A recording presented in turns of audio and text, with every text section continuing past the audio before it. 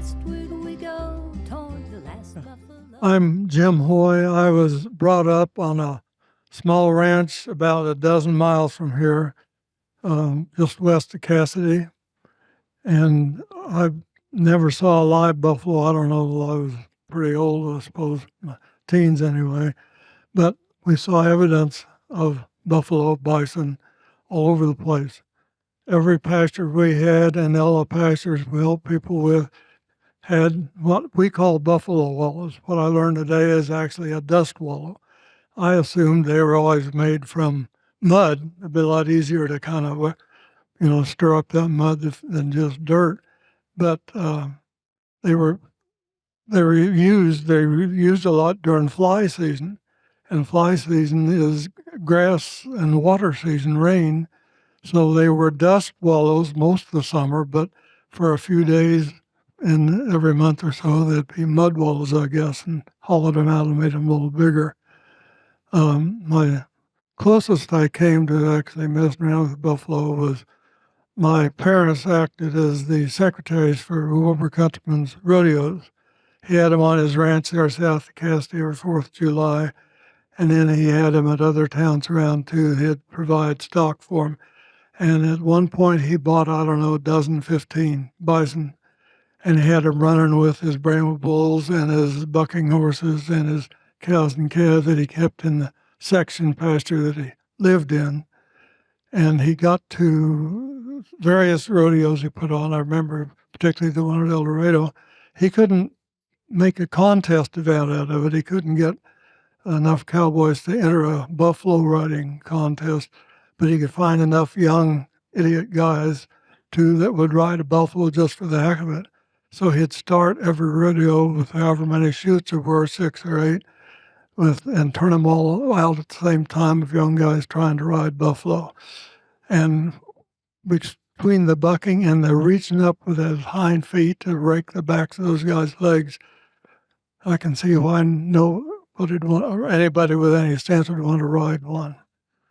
The closest experience I ever had with a live bison was my summer that I was 21 years old. I worked for a rodeo production company that put on a rodeo in Nebraska and one in Nebraska and one in Iowa and 2 in Kansas.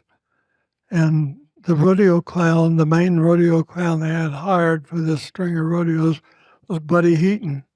Now, I don't know how many of you have heard of Buddy Heaton or ever saw him in action, but he was kind of a wild son of a gun. He's from Hugoton, Kansas, and he kind of rough and tough. One of his favorite things to do was put a round wash tub strap on the back of a bucking horse and have one of his subordinate clowns ride it. Of course, there's nothing for them to hang on to. They go out there and that horse bucks and throws them through the air.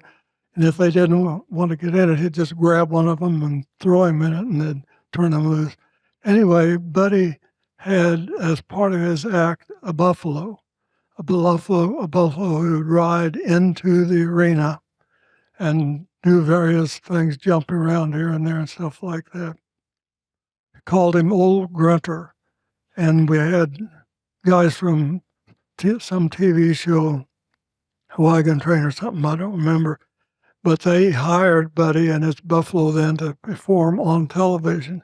They changed the name of the buffalo from Old Grunter to I don't remember what. And then that guy that played the cook on that Wagon Train show, it was his buffalo, I guess, or something. Anyway, the main thing, though, I liked about that was the closing of his act. At the end of his act, he was riding that buffalo around, jumping this and that and so on. And he had his pickup parked in the arena, and he'd run the buffalo right up to the pickup and jump him into the back of the pickup. Somebody would shut the gate behind him, and they'd drive him out. And I don't know, we all figured that that's the only way you could get him in there was to jump him in, whatever. And those of us who were with that outfit figured that he was the only person who could handle that buffalo. We always thought he was tougher and meaner than that buffalo was. And it might not have been true, but it was a real eye-catching act.